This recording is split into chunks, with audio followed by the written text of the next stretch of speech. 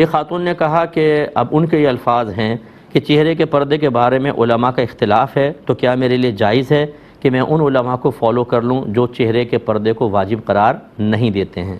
اور دوسرا اسی کے ضمن نے پوچھا کہ جب علماء میں اس طرح کا اختلاف ہو جائے تو کیا ہم جس کو چاہے فالو کر لیں، ہمیں اجازت ہوتی ہے؟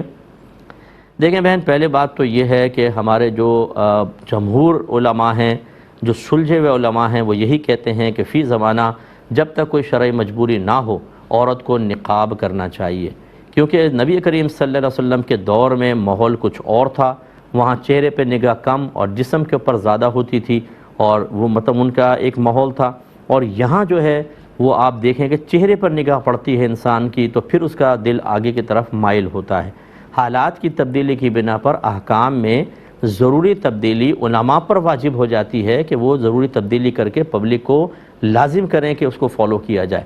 تو بہرحال اگر آپ کے کوئی قریبی مفتی صاحب ہیں، فرض کر لیں، اور انہوں نے آپ کو کہا کہ یہ جائز ہے، اس طرح کا آپ اختلاف بیان کر رہی ہیں، تو کر سکتی ہیں آپ۔ جب ایک مفتی صاحب کی دلیل آپ کو حاصل ہو گئی تو ٹھیک ہے، فَاسْأَلُوا أَهْلَ الذِّكْرِ إِن كُنتُمْ لَا تَعْلَمُونَ۔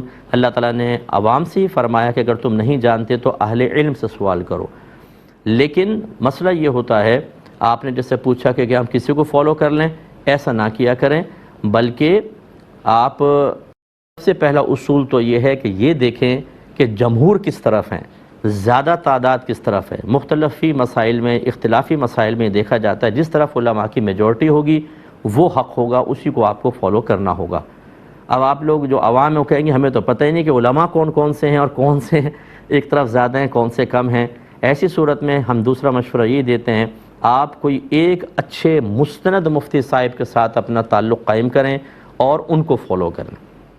یہ نہ کریں کہ آپ ایک کو فالو کرتے تھے لیکن ایک مسئلہ آپ کی مرضی کے مطابق نہ ہوا تو آپ نے کہا مفتی صاحب وقتی طور پہ السلام علیکم، ہم ذرا کسی اور آستانے سے رابطہ کر لیتے ہیں، وہاں سے لے کے اس پہ عمل کر لیا، پھر انہوں نے اگلا مسئلہ ایسا بتا دیا جو آپ کو مشکل لگا تو آپ نے کہا کہ ہم ٹوٹے ہوئے تعلقات پھر جوڑنے کے لیے تیار ہیں اور اس طرف آ گئے۔ اس سے دین کھیل بن جاتا ہے، یاد رکھیں۔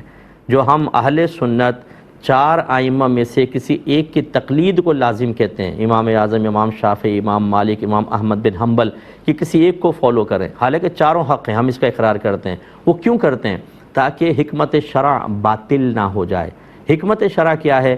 کہ اللہ تبارک و تعالیٰ نے شرعی احکام میں ہمارے لیے آزمائش کا پہلو رکھا ہے، امتحان، کہ ایک چیز مجھے ناگوار گزر رہی ہے، میرے لیے مشکل ہے، میرا نفس اس کو پسند نہیں کر رہا، لیکن اللہ اس کے رسول کا حکم ہے، اب ہے امتحان، مانوں یا نہ مانوں۔ مانوں گا آخرت پہ انعام ملے گا، نہیں مانوں گا گناہ ہوگا اور آخرت میں گرفت ہو سکتی ہے۔ یہ ایک امتحان رکھا ہے۔ اب اگر آپ یوں کر لیں کہ ایک مسئلے میں اس کو فالو کر لیا، دوسرے مسئلے میں ادھر چلے گئے، تیسرے مسئلے میں ادھر چلے گئے،